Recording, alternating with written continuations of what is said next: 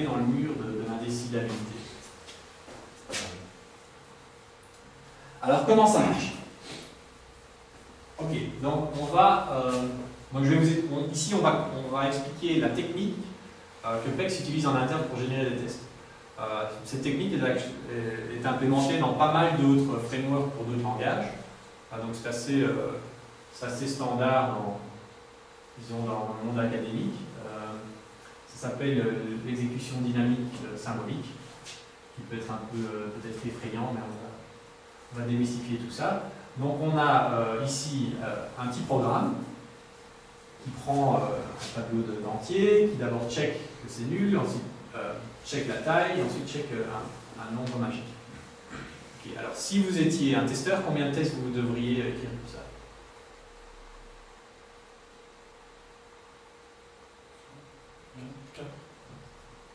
1, 2, 3, 4. Et comment est-ce que vous avez trouvé le nombre 4? Vous avez plus ou moins...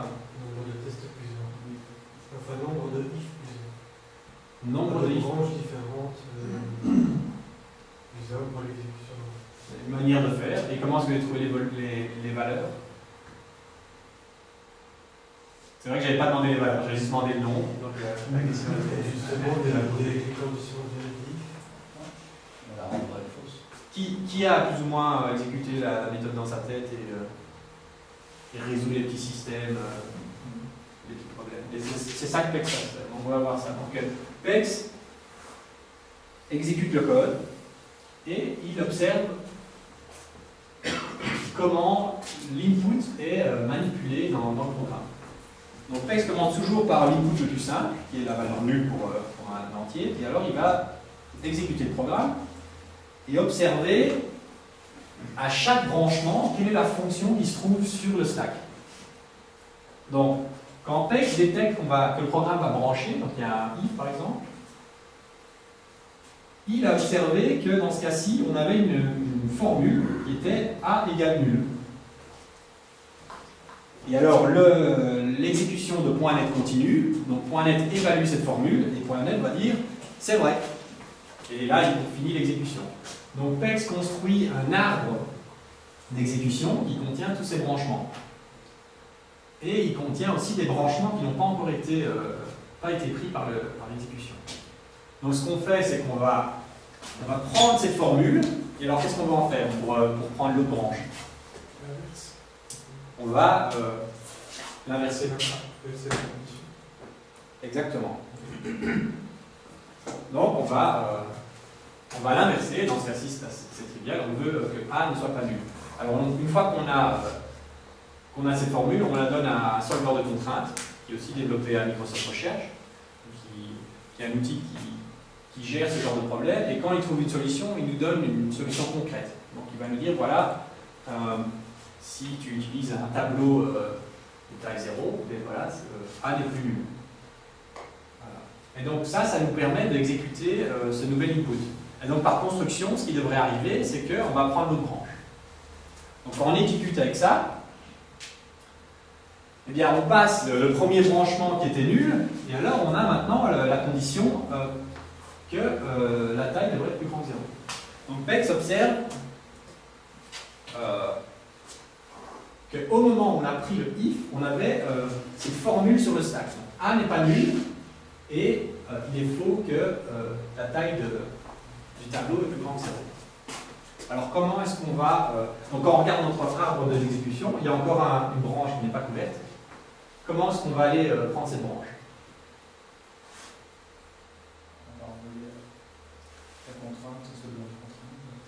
Voilà, donc on va construire un nouveau système de contraintes. Et comment est-ce qu'on va construire ce système de contraintes de telle manière à aller là? Alors c'est très simple.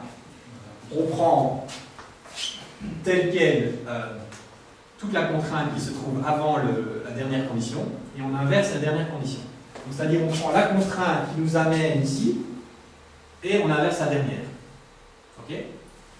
Donc maintenant notre nouveau problème c'est A n'est pas égal à nul et la taille va être positive. Finalement c'est ce qu'on fait intuitivement dans notre tête assez rapidement. Ici c'est juste d'une manière plus systématique. Et donc on va donner ça au solveur de contraintes. Et le solver de contrainte revient avec un tableau de un élément et on a 0 dedans. PEX aussi essaye de générer des solutions qui sont de taille minimale. Donc dans ce cas-ci, on a généré le petit tableau avec un nombre minimum de bits qui ont été spécifiés. Puisque le solver de contrainte réfléchit pas vraiment en entier, mais plus avec des bits. Donc voilà, on peut réexécuter. Donc qu'est-ce qu'on va voir? Mais on va voir qu'on atteint la prochaine branche. Et donc dans ce cas-ci, PEX va observer maintenant ce système complet. Donc, il n'est pas nul, on a une taille positive et on a que le premier élément n'est pas égal au nombre magique. Alors comment est-ce qu'on va construire le prochain système de contraintes? Donc même chose, c'est très mécanique. On inverse la dernière condition et on garde les autres inchangés. Et on donne ça au solver de contrainte. Et le solver de contrainte revient avec la solution. On exécute cette solution. Pas de construction. On arrive au statement qui lève l'exception. Et dans ce cas-ci, puisqu'il n'y a pas de boucle dans le programme, on a fini. On a exécuté tous les chemins d'exécution dans cette méthode. Et donc là, j'espère que j'ai motivé le fait que ce n'était pas aléatoire et que c'était purement basé sur la manière dont le code finalement manipule les données. Une petite démo pour le... Bon. Juste pour le fun. Test. Donc on va faire le entier. Donc on va faire ici A. Nul. Je vais voir égale nul return.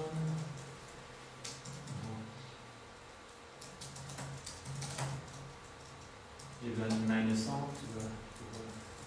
un numéro. Ok.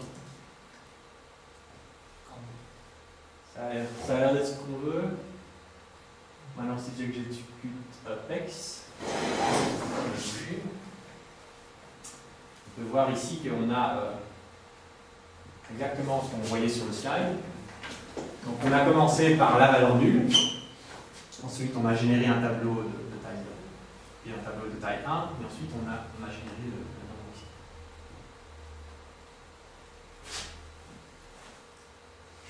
Tout le monde a compris?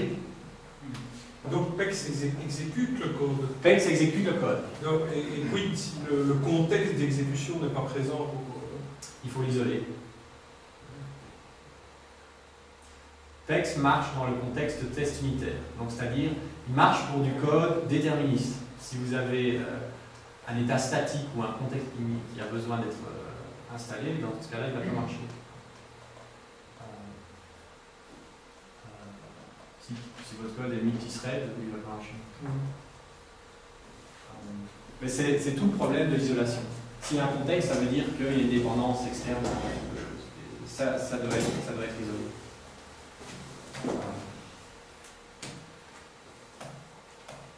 Question? Oui, supposons que vous voulez tester une méthode qui prenne en input une interface. PEX peut le tester tout en réalisant les slots? Tout à fait.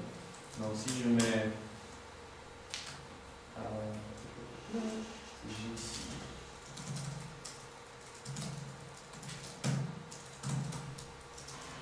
Je vais avoir une valeur... Par exemple... alors ici je vais ajouter les mots. Donc PEX, j'ai généré des objets, il y a pas mal de techniques pour le faire. Mais en gros, quand on a besoin d'une interface, on va regarder si on peut trouver un type qui implémente cette interface. Et ensuite, on va utiliser ça.